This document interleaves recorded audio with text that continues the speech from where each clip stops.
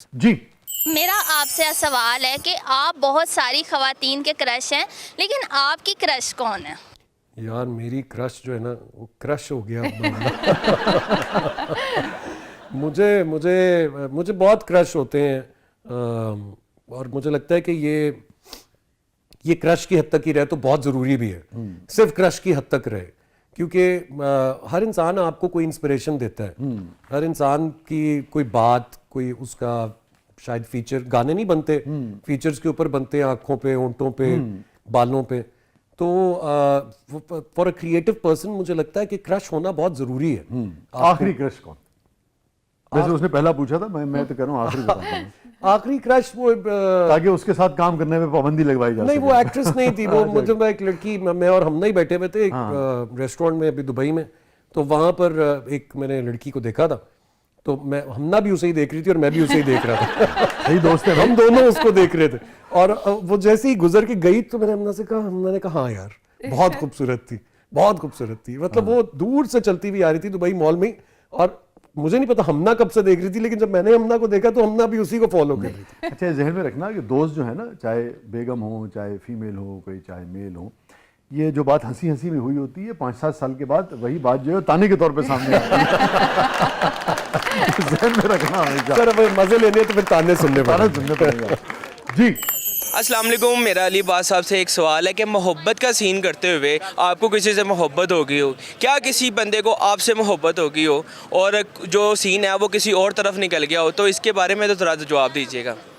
نہیں، میں جذبات کی رو میں میں بہت انٹینس رومانس کرتا ٹھیک، ہوں، لیکن میرا ایک ٹرک ہے کہ میں نے آئی کانٹیکٹ چھوڑنا نہیں ہوتا، اور میں آنکھوں میں دیکھ نہیں رہا ہوتا، میں اپنی آنکھیں بلر کر لیتا ہوں، تو میرا ویژن جو ہے نا وہ صرف وہ ایک بلرڈ امیج ہوتا ہے، کیونکہ میرا فوکس جو ہے نا وہ میری ڈائلاگ ڈیلیوری پہ ہوتا ہے، کیونکہ مجھے لگتا ہے رومانس کی انٹینسٹی خاص طور پہ ہمارے ملک میں جہاں آپ کے پاس بہت لمیٹیشنز ہیں، جب آپ شو کیس کر رہے ہیں رومانس، تو وہ صرف آپ کی آواز سے ہی آپ کر سکتے ہیں، اس کی انٹینسٹی سے کر سکتے ہیں، تو میرا محبت جو ہے وہ اس لیے نہیں رومانٹک سینز میں ہو سکتی، کیونکہ ایکشن اور کٹ کے بعد بھی تو میں جانتا ہوں نا کہ وہ کون ہے۔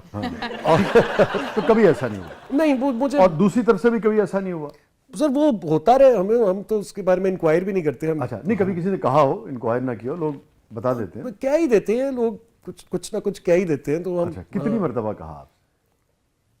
کافی تعداد ہے۔ بیگم صاحبہ جو ہیں وہ کسی سے کبھی انہوں نے ایسی اشارتاً نہیں کہہ دیا ہو کہ بھئی یہ ٹھیک نہیں لگتی آپ کے ساتھ؟ بہت سی، اچھا تقریباً ہر لڑکی کے بارے میں۔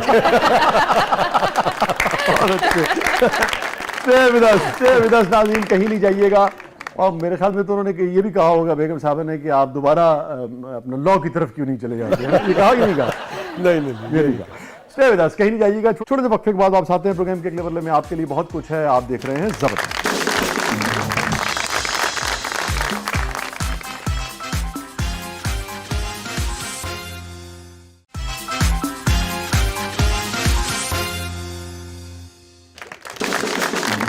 ویلکم بیک ناظرین، زبردست میں ایک بار پھر خوش آمدید۔ علی عباس صاحب، ہمارا سیگمنٹ ہے جس کا نام ہے کتھارسس۔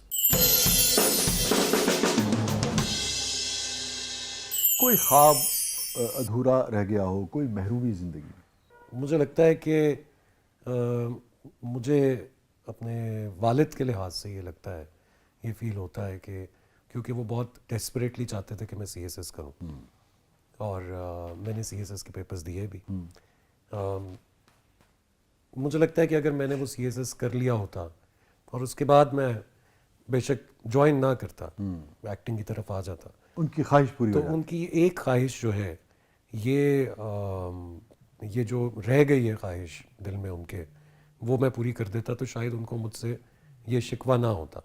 تو یہ ان کی محرومی سمجھیں یا میری محرومی سمجھیں، میں بہت کلوزلی کنیکٹڈ ہوں اپنے ماں باپ سے بھی اور اپنی اولاد سے بھی، ماشاءاللہ۔ تو مجھے ان دونوں طرف سے یہ لگتا ہے کہ ان کی محرومی یا ان کی کوئی ایسی بری یاد میری یاد ہے، وہ صرف ان کی نہیں ہے، وہ میں اس کو فیل کر سکتا ہوں اسی طریقے سے جس طرح وہ کرتے ہیں۔ اچھا علی، میں یوزلی اس سیگمنٹ میں نا بہت کم بات کو آگے بڑھاتا ہوں، جتنی بھی ہمارے گیسٹ کرنا چاہیں اتنی ہی بات رکھتا ہوں، مگر میں آپ سے، چونکہ آپ بہت سینسٹیو آرٹسٹ ہیں، بہت پڑھے لکھے ہیں، اور معاشرے کی مختلف رویوں پہ آپ کی گہری نظر ہے, آپ اس پہ بات بھی کرتے ہیں.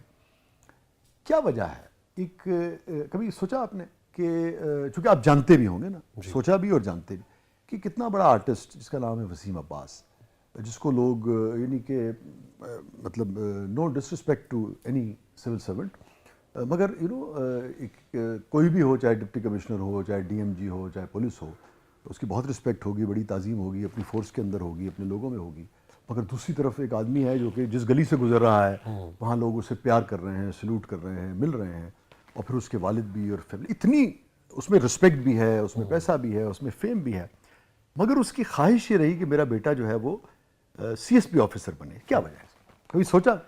سر بالکل سوچا, اور مجھے لگتا ہے کہ یہ ایک ایسا ظلم ہے جو تقریباً سب پیرنٹس اپنے بچوں کے ساتھ کرتے ہیں. اور وہ ظلم یہ ہے کہ جو چیز آپ کے والدین آپ سے چاہ رہے ہوتے ہیں اور آپ نہیں کر پاتے, اور پھر لیٹر ان یور لائف آپ کو اس پہ ریگریٹس ہوتے ہیں, پھر آپ اس کی کمپنسیشن اپنی اولاد سے چاہ رہے ہوتے ہیں.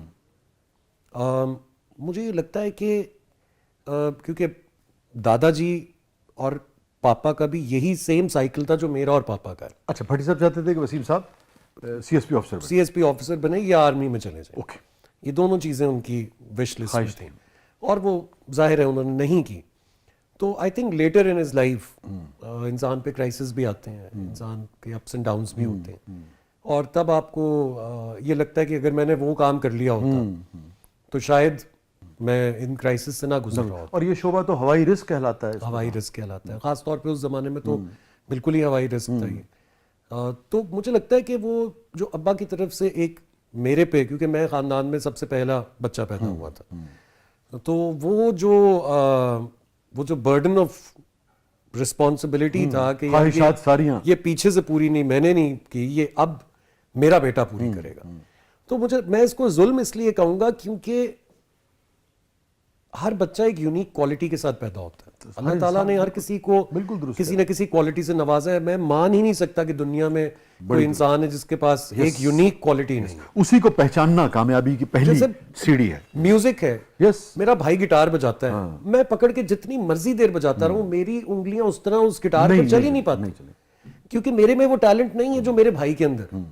سملرلی مجھے یہ لگتا ہے کہ ہم لوگوں کو ایز پیرنٹس اپنے بچوں کی ٹیلنٹ کو پہلے آئیڈینٹیفائی کرنا چاہیے, ان کو سمجھنا چاہیے. بہت سے بچے زندگی میں کامیاب اس لیے نہیں ہو پاتے کیونکہ ماں باپ ان کو بالکل الٹی سمت میں لے کے جا رہے ہیں. بالکل درست کہہ رہے ہیں. اور وہ جو ٹیلنٹ جس جگہ پر ہوتا ہے وہ پیچھے کہیں اتنی دور نکل جاتا ہے کہ پھر وہ اس بیچارے کی فرسٹریشن بن جاتا ہے. پھر وہ اپنی اولاد میں اس چیز کو ڈھونڈنے کی کوشش کرتے ہیں, اور یہ جانے بغیر کہ کیا اس میں وہ ٹیلنٹ ہے یا نہیں ہے. میں آپ کی بات کو یہاں آگے بڑھاؤں گا. ہمارے کچھ دوست ہیں, جب ہم نے زندگی کا سفر شروع کیا, ایک میرا دوست ہے کمال کا گاتا ہے, بہت ہی کمال, یعنی کہ یہ ساری لاٹ اکٹھی تھی, شفقت اور یہ سارے اکٹھے دوست ہیں, میں نام نہیں لینا چاہتا اس وقت, اور بہت بڑا اس وقت جو یعنی کہ 20-21 کے جو آفیسرز ہیں ان میں اس کا شمار ہوتا ہے. یار علی جو ہارمونیم جب وہ دیکھتا ہے, ہارمونیم کو ایسے دیکھتا ہے جیسے دلیپ صاحب مدھوبالا کو دیکھتے ہیں. بالکل ایسے ہی. کام کچھ اور ہے, پیشن کچھ اور ہے. سو یہ ہوتا ہے. پیشن جو ہے وہ دیکھیں, کام تو ہم خود سلیکٹ کر رہے ہوتے ہیں, کبھی کبھی مجبوری میں کہ یار کچھ نہیں ہو رہا تو چلو یہ کر لیتے ہیں. پیشن تو اللہ کی طرف سے دیا ہوا آپ کے لیے تحفہ ہے, اور یہ تحفہ ہے